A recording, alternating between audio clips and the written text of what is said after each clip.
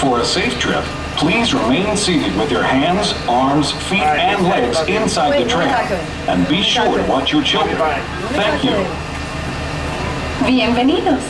Para que tengan un viaje seguro, permanezcan sentados, con las manos, brazos, pies y piernas dentro del tren. Y vigilen a los niños. Gracias.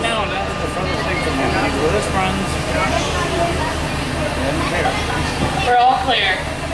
We've been on for 10 minutes. You gotta come around a little bit.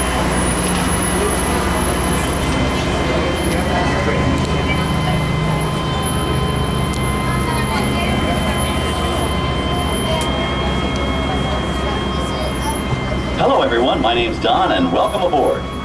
We're heading into the backlot of Disney's Hollywood Studios. This production area was built in 1988 as a Florida counterpart to the Walt Disney Studios in Burbank, California. We included sound stages, recording studios, high-tech editing rooms, all the tools needed to create movies, TV shows, and radio broadcasts. We've even got our very own water tower too. It's up ahead on the left side of our shuttle. We call it the Earful Tower. It's inspired by the water tower Walt Disney had built for his Burbank studio in 1939. Our Florida tower stands a lucky 13 stories high, and we added our own creative touch, a giant set of Mickey Mouse ears. If you wanted to wear those ears, you'd have to have a hat size of 342 3/8. Up ahead, after the next bend in the road, you'll have a perfect opportunity to take a picture of this famous icon. In the world of entertainment, every project starts with a screenplay and a lot of creative ideas. A production studio is where the ideas of writers, producers, and directors are transformed into an on-screen reality. Within these huge spaces, filmmakers can literally create their own worlds.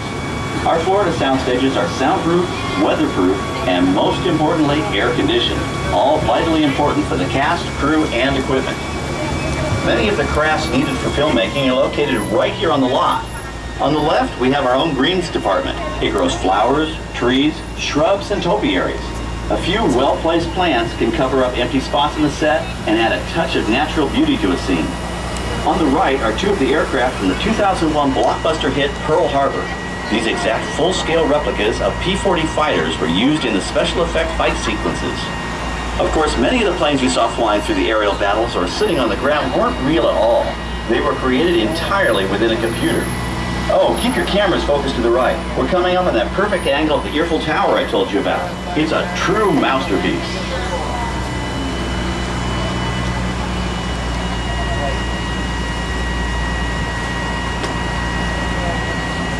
We're entering one of our most glamorous and colorful departments, creative costuming. Every star has to have just the right wardrobe, and it all begins here with a designer's sketch. Our team of designers, seamstresses, and tailors can turn 1.5 million yards of fabric into over 25,000 costumes every year. Many of these costumes will become part of the shows and attractions of the Walt Disney World Resort. In fact, here in Florida, we have the largest working wardrobe department in the world. Why, Mickey Mouse alone has over 175 different outfits to choose from, while Minnie Mouse keeps more than 200 unique costumes in her wardrobe. On the left are costumes worn by the stars in recent studio productions. You'll probably recognize some of those costumes from the big screen. Every story needs a setting, and our design staff can create just about any place a script calls for, from an urban city street to a remote desert canyon. On the left is our scenic shop where large-scale sets and props are built. Our team of set designers, carpenters, artists, and engineers has created caves and caverns, game show sets, even replicas of U.S. Supreme Court, and National Vision Control, all on our sound stages. The shop also provides sets and props for our shows and parades here at Walt Disney World. The same skill and craftsmanship that goes into a movie set can also be used to create magic for our parks.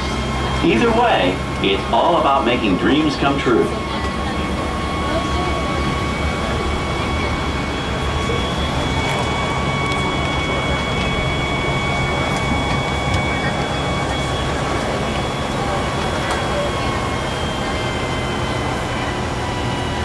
Now we're entering a zone we call the Boneyard.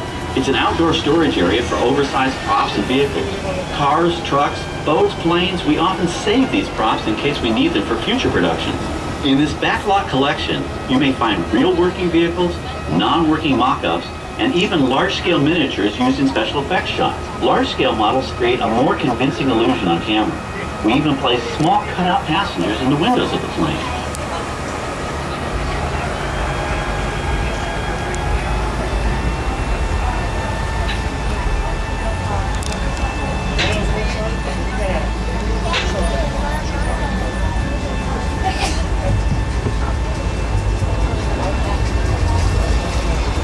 We're now passing by the sets for our Lights, Motors, Action Extreme Stunt Show. On the left, you may catch a glimpse of the Mediterranean fishing village that sets the stage for this thrilling attraction. We'll get a closer look at it soon, but for now, we're approaching one of the largest standing sets on our back lot. It's over on the right. It may not look like much from this angle, but it's pretty spectacular on the other side.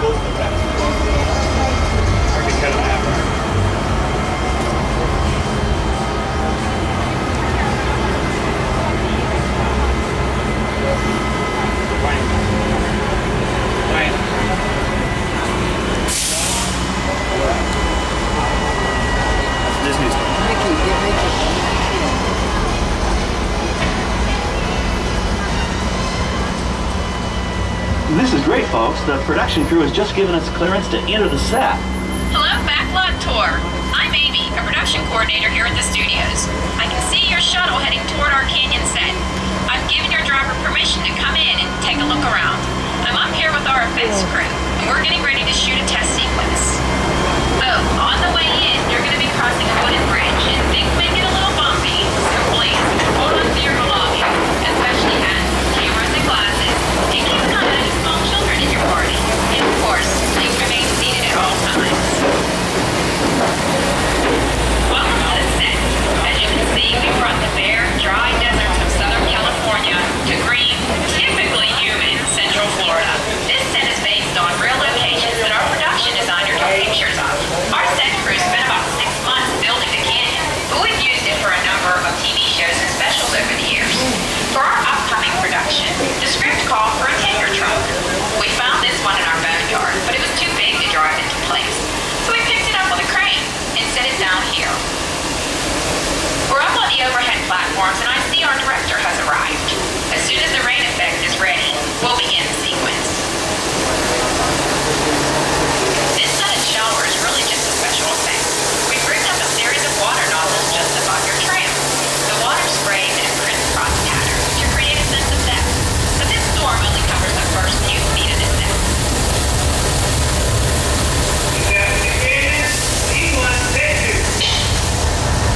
Okay, it's showtime.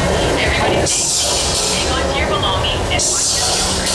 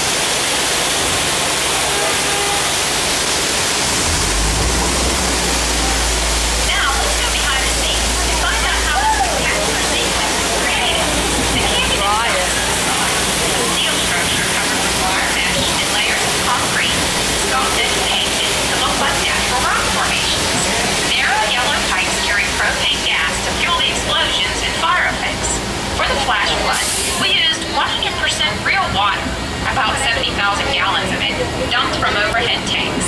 Oh, but don't worry, we recycle. All of that water will be pumped right back up to the top for the next take. We shoot some of the water through air cannons for an extra dynamic effect.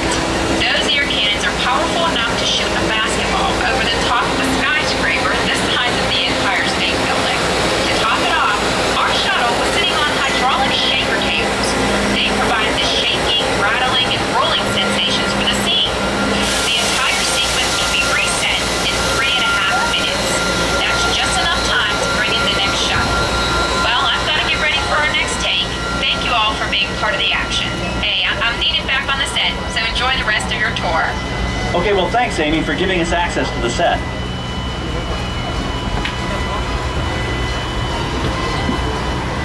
On the right, we have an authentic piece of Disney history. That Gulfstream 1 was known at airports across the country as November 234 Mickey Mouse, but we just call it the Mouse. In 1964, Walt Disney and his hand-picked team used this plane to scout locations for what he called the Florida Project. Soon, they secretly began purchasing thousands of acres of land, which became the Walt Disney World Resort in 1971. During the creation of the resort and later Epcot, the Mouse shuttled studio executives and Imagineers between Burbank and Orlando, making it the most used executive aircraft in the country. Appropriately, the Mouse retired here in 1992. As Walt used to say, it was all started by a mouse. In this case, the 234 Mickey Mouse. On our right, we once again sweep past the magnificent Mediterranean village of our lights, motors, action extreme stunt show. This high-octane attraction is based on the hit show from the Walt Disney Studios Park in France. In this action-packed production, you'll feel like you're right there on the set during the filming of a spy thriller, complete with custom-built cars, motorcycles, even jet skis. You'll experience the split-second timing, coordinated driving, and fiery special effects that make action movies a real blast.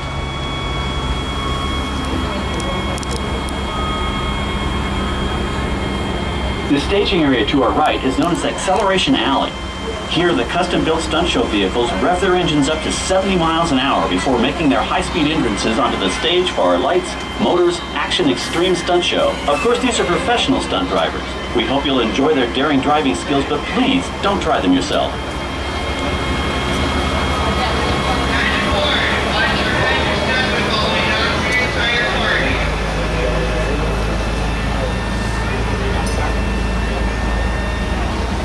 On the left, we've reached our second boneyard with more historic props and vehicles.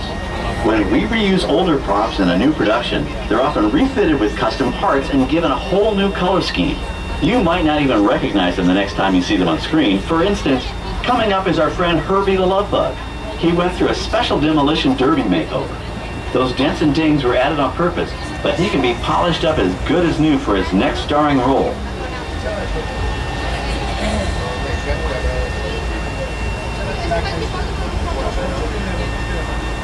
On our right, we now have a very different view of the fishing village set. From this point of view, you can see that there is no inside of the buildings. They are just false fronts or facades.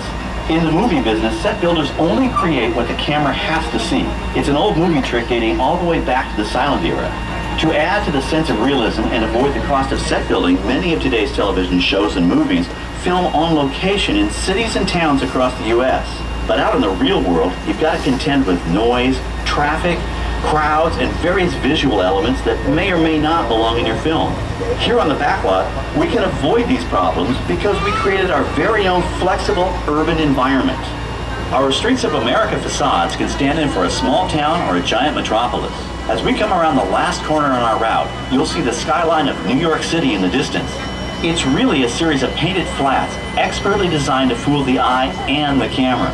We can dress and decorate these streets to look like any city we want, from Chicago to San Francisco. Depending on the choice of vehicles, props, and costumes, we can even turn back the clock and set our story in a different time. And what's more, these sets are built with Florida weather in mind. They're made to withstand 100-mile-an-hour winds. You're welcome to visit our Streets of America anytime during your visit today and get an up-close look at the skills of our set designers and builders.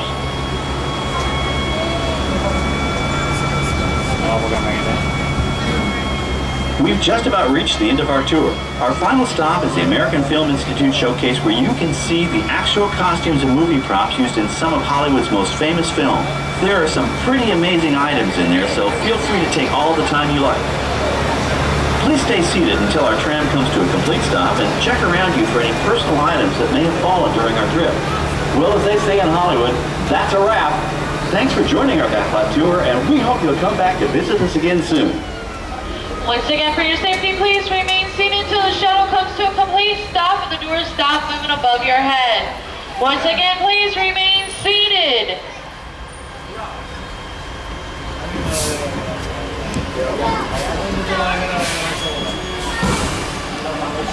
Once again, please wait until the doors stop moving above your head before you... Please watch your head and step while exiting the one and only access through the blue sliding glass doors through AFI back into the park.